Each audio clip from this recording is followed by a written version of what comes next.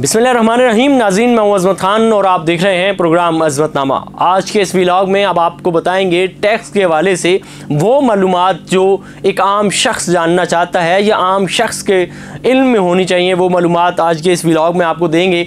Filer का आपने सुना होगा, नॉन फाइलर का सुना होगा। इस वक्त पाकिस्तान में दो ही बड़े अहम इदारे हैं जिनके बारे में, या दो ही बड़ी ऐसी चीज़ें हैं जो हर जगह पर डिस्कस होती हैं, या इन दोनों चीज़ों से एक आम आदमी को असरअंदाज आम आदमी पर ये होती हैं। एक टैक्स है और एक इलेक्ट्रिसिटी है, बिजली है या फिर आपका ये टैक्स है। दो ही चीज़ें हैं जो आम शख्स को मुतासर करती हैं और कारोबारी शख्स को भी मुतासर करती हैं। उस हवाले से बात करेंगे कि फ़ाइलर को क्या फ़ायदा होता है और नॉन फाइलर को क्या नुकसानात होता है। चंद चीज़ें आपके सामने रखेंगे और आप जानेंगे फाइलर होने की सूरत में आप कितना टैक्स बचा सकते हैं और नॉन फाइलर होने की सूरत में आपके कितने पैसे ज़्यादा लगेंगे।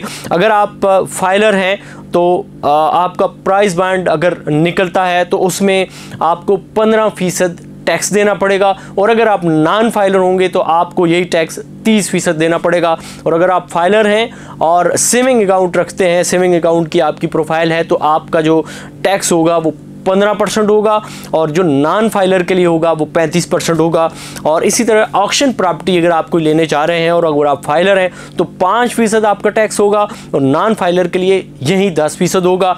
और बोनस शेयर्स अगर आपके होते हैं और आप लेते हैं, ख़रीदते हैं, बेचते हैं तो 10% आप फाइलर होने की सूरत में देंगे, नॉन फाइलर होने की सूरत में आप 20% देंगे।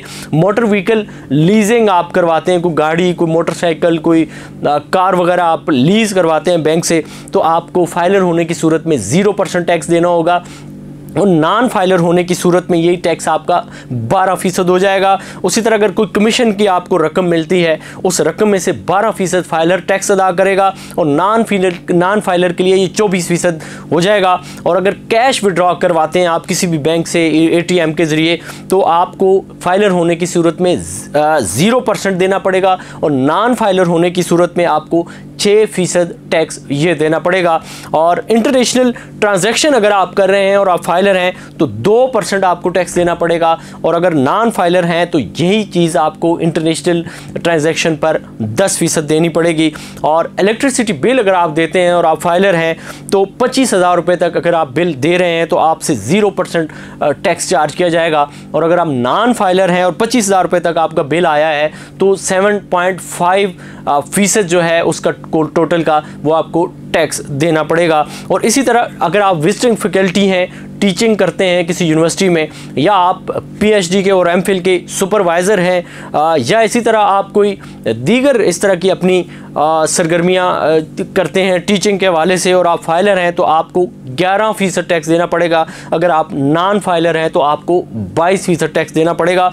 इसी तरह इमूवेबल जो प्रॉपर्टी है, अगर आप फाइलर हैं तो आपको 50 मिलियन तक की ये प्रॉपर्टी बेचने पर या ख़रीदने पर 50 मिलियन की रकम पर 30% टैक्स फाइलर की सूरत में देना पड़ेगा। और इमूवेबल जो प्रॉपर्टी है इसकी फ़रोख्त पर या ख़रीदने पर आपको नॉन फाइलर की सूरत में 12% टैक्स देना पड़ेगा, और लेट फाइलर की सूरत में भी 6% देना पड़ेगा। और इसी तरह 50 से अगर 100 मिलियन की ये रकम बन जाती है, इसकी ख़रीदारी या आप फ़रोख्त करते हैं, तो इस पर फाइलर को 3.5% टैक्स देना पड़ेगा, और नॉन फाइलर को 16% टैक्स देना पड़ेगा, और लेट फाइलर को 7% टैक्स देना पड़ेगा।